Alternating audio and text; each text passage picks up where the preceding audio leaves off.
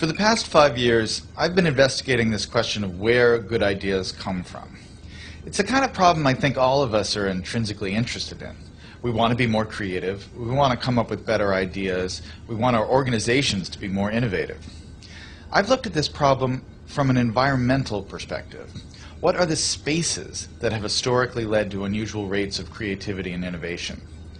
And what I've found in all of these systems, there are these recurring patterns that you see again and again that are crucial to creating environments that are unusually innovative. One pattern I call the slow hunch, that breakthrough ideas almost never come in a moment of great insight, in a sudden stroke of inspiration. Most important ideas take a long time to evolve, and they spend a long time dormant in the background. It isn't until the idea has had 2 or 3 years, sometimes 10 or 20 years to mature, that it suddenly becomes accessible to you and useful to you in a certain way. And this is partially because good ideas normally come from the collision between smaller hunches, so that they form something bigger than themselves. So you see a lot in the history of innovation, cases of someone who has half of an idea. There's a great story about the invention of the World Wide Web and Tim Berners-Lee. This is a project that Berners-Lee worked on for 10 years. But when he started, he didn't have a full vision for this new medium he was going to invent. He started working on one project as a side project to help him organize his own data. He scrapped that after a couple years, and he started working on another thing. And only after about 10 years did the full vision of the World Wide Web come into being. That is, more often than not, how ideas happen. They need time to incubate, and they spend a lot of time in this partial hunch form. The other thing that's important when you think about ideas this way is that when ideas take form in this hunch state, they need to collide with other hunches. Oftentimes, the thing that turns a hunch into a real breakthrough is another hunch that's lurking in somebody else's mind.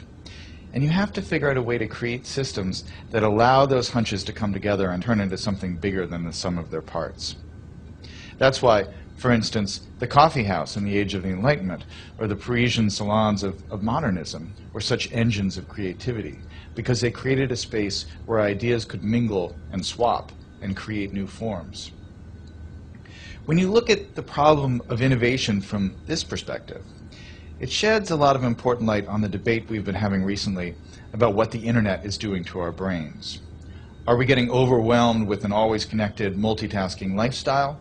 And is that going to lead to less sophisticated thoughts as we move away from the slower, deeper, contemplative state of reading, for instance?